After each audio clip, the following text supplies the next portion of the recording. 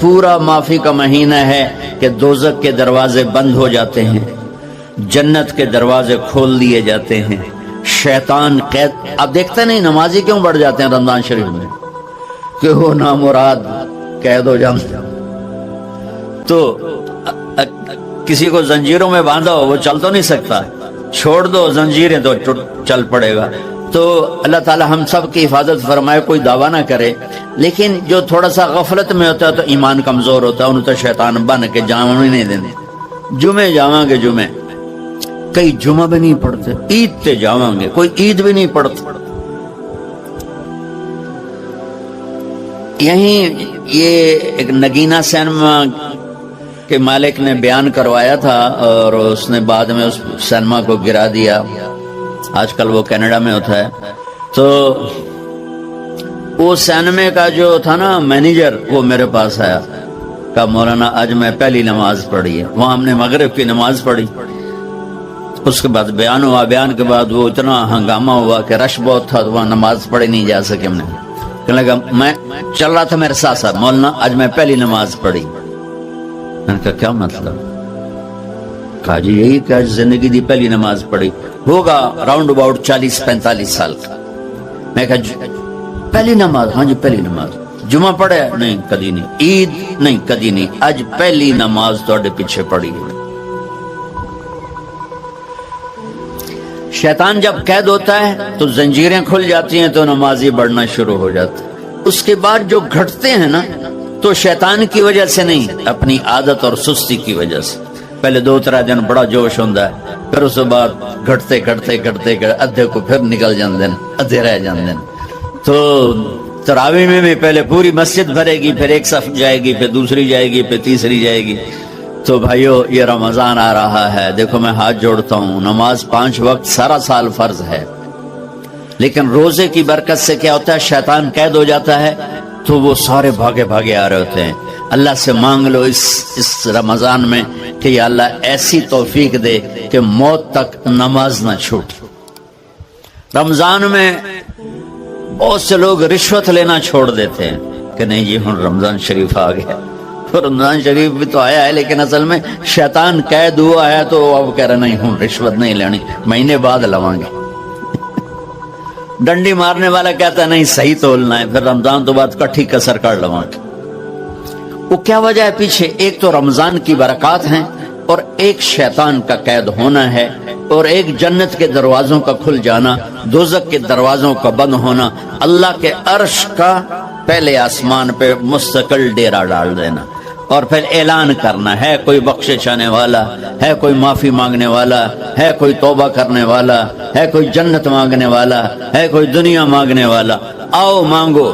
اور ایک فرشتہ اعلان کرتا ہے اے بھلائی کے چاہنے والے شاباش آگے بڑھ، اور دوسرا فرشتہ اعلان کرتا ہے اے برائی کے کرنے والے بس کر اور واپس آ جا، بس کر اور واپس آ جا.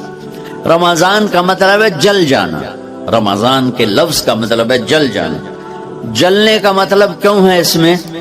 کہ رمضان میں اللہ سارے گناہوں سے اپنے بندوں کو پاک کر دیتا ہے اور ان کے گناہوں کو جلا دیتا ہے، جس سے وہ پاک ہو کر جیسے سونا آگ میں جل کے خالص ہو کے باہر آتا ہے، روزہ رکھنے والا بھوک کی آگ میں جل کے خالص ہو کے باہر آ جاتا ہے، اللہ اس کے سارے گناہ معاف فرماتا ہے. دھیان نال سنیں، سب سے اعلیٰ درجے کا مسلمان، میرے نبی کا جواب، جو سارا دن مصلی پہ بیٹھا رہے، جو ہر سال حج عمرہ کرے، جو مسجد سے نہ نکلے، جو رات کو قرآن پڑھے، دن میں روزے رکھے.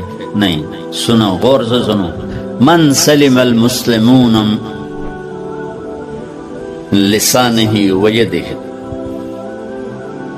سب سے اعلیٰ درجے کا مسلمان فیصلہ بات کا وہ ہے جو اپنے مسلمانوں کو تکلیف نہ پہنچائے، جو ہاتھ اور زبان سے کسی کو تکلیف نہ پہنچائے، وہ سب سے اعلیٰ درجے کا مسلمان ہے. کیا بات. میرے نبی سے ایک صحابی نے پوچھا یا رسول اللہ، ہمارے محلے میں ایک خاتون رہتی ہے، رات کو تہجد پڑھتی ہے، دن میں روزے رکھتی ہے، پر اس کی زبان بہت سخت ہے، بہت بےزتی کرتی. اب نے کہا جہنم میں جائے گی. کہا جی ایک خاتون ہے جو نہ نفلی روزہ لیکن اس کی زبان کا بول بڑا میٹھا ہے، کہا وہ جنت میں جائے گی. تو سب سے اعلیٰ درجے کا مسلمان کون ہے جو کسی کو تکلیف نہ پہنچائے؟ پھر اس نے پوچھا ای الایمان افضل، سب سے اعلیٰ درجے کا مومن کون ہے؟ تو آپ نے فرمایا حسن الاخلاق، جس کے اخلاق اچھے ہوں وہ سب سے اعلیٰ درجے کا ایمان والا ہے. کیونکہ تکلیف نہ پہنچانا اخلاق کی ایک صفت ہے اور اخلاق کی بے شمار اقسام. میرے نبی نے فرمایا اچھے اخلاق 360 صفات کا نام ہے. ایک صفت بھی کسی مسلمان مرد عورت کے اندر ہوگی تو جنت میں چلا جائے گا. سامنے ابو بکر بیٹھے تھے، کہنے کہ یا رسول اللہ کو میرے اندر بھی ہے؟ تو آپ نے فرمایا تیرے اندر ساری ہے، ساری تیرے اندر ساری. تو ابتدا بھی بتا دی، انتہا بھی بتا دی. اور عبادت بھی مسلمان کو اخلاق تک پہنچاتی ہے. اب سنو قرآن سے، اللہ تعالیٰ انسان کسے کہتا ہے؟ ایمان والوں کو.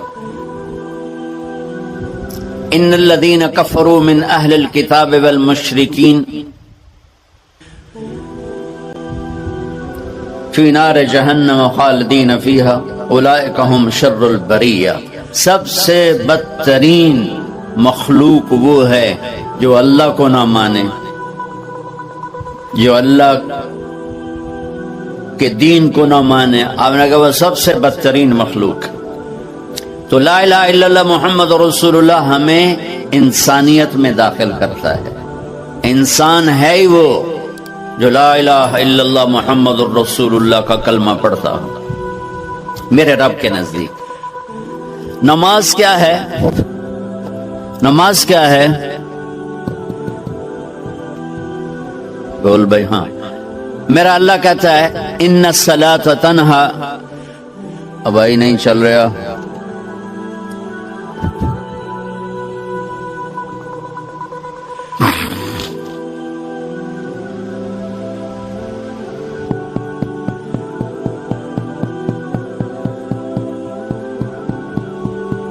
تھوڑی آواز ہے. نماز کیا ہے؟ ان الصلاۃ تنہا عن الفحشاء والمنکر. تم نماز پڑھو، یہ تمہیں بد اخلاقی سے بچائے گی اور یہ تمہیں گناہوں سے بچائے گی. تو نماز بھی انسان کو اخلاق تک لے جا رہی، فحاشی سے بچائے گی، گناہوں سے بچائے گی، اخلاق کی طرف سفر. روزہ آ رہا ہے. روزہ کس لیے ہے؟ کتب علیکم الصیام کما کتب علی الذین من قبلکم لعلکم تتقون. تم پر روزہ فرض کیا ہے جیسے پہلوں پہ کیا تھا تاکہ تم تقوی والے بن جاؤ. تقوی والے کون ہیں؟ وسارعوا الی مغفرۃ من ربکم وجنۃ عرضها السماوات والارض اعدت للمتقین. کہ میرے بندو دوڑو جنت کی طرف جو تقوی والوں کے لیے. متقی کون ان دن تقوی والے یا اللہ؟ کہ الذین ينفقون فی السراء والضراء، کا جو میرے نام پہ سخاوت کرتے ہیں، چاہے تنگ دست ہوں چاہے پیسے والے ہوں، چاہے تھوڑا مال ہوئے چاہے زیادہ مال ہوئے، وہ میرے نام پہ خرچ کر دیں. الکاظمین الغیظ، جو غصے کو پی جاتے ہیں. والعافین عن الناس، اور جو لوگوں کو معاف کر دیتے ہیں. اللہ تعالیٰ کہہ رہا ہے یہ تقوی والے ہیں. تو روزہ بھی اخلاق پہ لے جا رہا ہے. فمن فرض فیہن الحج فلا رفث ولا فسوق ولا جدال. میرے رب نے کہا حج کا ارادہ کر لیا ہے تو زبان کی گندی، زبان کا گندا لہجہ اور زبان کے گندے بول سے بچو، لڑائی سے بچو، گناہوں سے بچو. تو حج بھی میٹھے بول پہ لا رہا ہے، لڑائی سے بچنے پہ لا رہا ہے، نافرمانی سے بچنے پہ لا رہا ہے. خذ من اموالہم صدقۃ تطہرہم وتزکیہم بہا وصلی علیہم. میرا رب فرما رہا ہے میرے محبوب ان سے زکوٰۃ لیں اور ان کو پاک کریں. اور ان کا تزکیہ کریں، ان کو ایک اچھا انسان بنائیں۔ زکوٰۃ ہو اخلاق بنتے ہیں، روزہ ہو اخلاق بنتے ہیں، حج ہو اخلاق بنتے ہیں، نماز ہو اخلاق بنتے ہیں، کلمہ ہو انسان بنتا ہے۔ یہ اتنا زور کیوں دیا ہے اخلاق پر کہ میرے بھائیو، اچھا معاشرہ جو وجود میں آتا ہے وہ ایک دوسرے کو معاف کرنے سے وجود میں آتا ہے۔ مسجد نماز کے لیے ہے، اور نماز ایک انفرادی عمل ہے جو کر کے میں گھر چلا جاتا ہوں، دفتر چلا جاتا ہوں، پڑھوں نہ پڑھوں، نہ پڑھنے کا گناہ مجھ پر، پڑھنے کی نیکی مجھ پر۔ لیکن اگر میرے اخلاق برے ہیں، روزہ میری چیز ہے، رکھوں اجر، نہیں رکھوں پکڑ، زکوٰۃ دے دوں اجر نہ دوں پکڑ، حج کر لوں اجر نہ کروں پکڑ۔ صرف میری ذات سے کے گرد ہے نماز بھی، روزہ بھی، حج بھی، زکوٰۃ بھی۔ لیکن برے اخلاق جتنا معاشرے میں میرا اثر ہے وہاں سب تباہی پھیلا دیں گے، اور اچھے اخلاق جتنا معاشرے میں میرا اثر ہے وہاں خوبصورتی کو پھیلا دیں گے۔ عبادت چھپ جاتی ہے۔ میں نے فجر پڑھی ہے کہ نہیں پڑھی آپ کو پتہ ہے؟ بولو، آپ نے پڑھی ہے یا نہیں پڑھی مجھے کوئی پتہ ہے نہیں ہے۔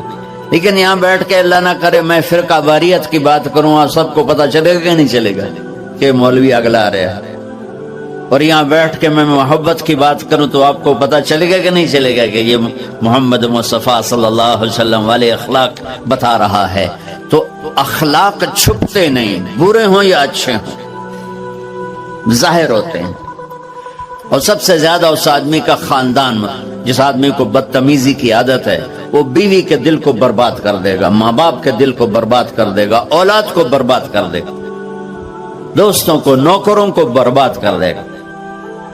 اس کے نوکر سامنے کہیں گے میاں صاحب، شیخ صاحب، سیٹھ صاحب، خان صاحب، اتھے جا کے گالی کڈن گے۔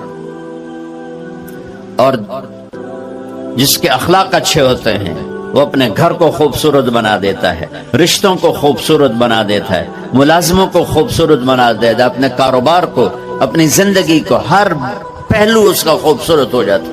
اچھے اخلاق لباس کی طرح ہیں جو میرا ہر عیب چھپا لیتے ہیں، اور برے اخلاق ننگے آدمی کی طرح ہے جس کا ہر عیب سامنے آ جاتا ہے۔ اور اللہ کی رحمت اتنی طاقتور ہے کہ میرا رب فرماتا ہے، یہ تو میں نے 5 غلطیاں بتائی ہیں، لیکن میرا رب فرماتا ہے میرا بندہ میں تجھے عمر بھی دیتا ہوں، طاقت بھی دیتا ہوں، تو اتنے گناہ کر کے زمین فیصل آباد کی سے اٹھا کر آسمان کی چھت کو لگا دے، ساری دنیا گناہگار ہو جائے نا تو آسمان کیا چاند تک بھی گناہ نہیں جا سکتے۔ اور میرا اللہ کہہ رہا ہے ایک مرد عورت اتنے گناہ کرے کہ آسمان کی چھت کو لگا دے، پھر صرف ایک دفعہ مجھے کہے یا اللہ معاف کر، تو میں سارے ہی معاف کر دوں۔ تو بھائیو یہ رات بھی معافی مانگنے کی ہے۔ تو میرے عزیز و رمضان شریف آ رہا ہے، اپنے دل کو کینہ سے صاف کرو، بغض سے صاف کرو، نفرت سے صاف کرو، کسی سے لڑے ہوئے ہو اللہ کے واسطے صلح کر لو، یہ لڑنے کی جگہ نہیں ہے، محبت کر کے جاؤ تو اللہ بڑے اونچے عالی درجات نصیب فرمائے گا۔ اور اللہ تعالیٰ موقع دے تو رمضان میں ایک 3 دن تبلیغ میں اللہ کے راستے میں ضرور لگا لینا۔ تو سارے بھائی نیت کرتے ہو؟ سنتیں پڑھ، اللہ نے زکوٰۃ فرض کی ہے تو زکوٰۃ نکالو۔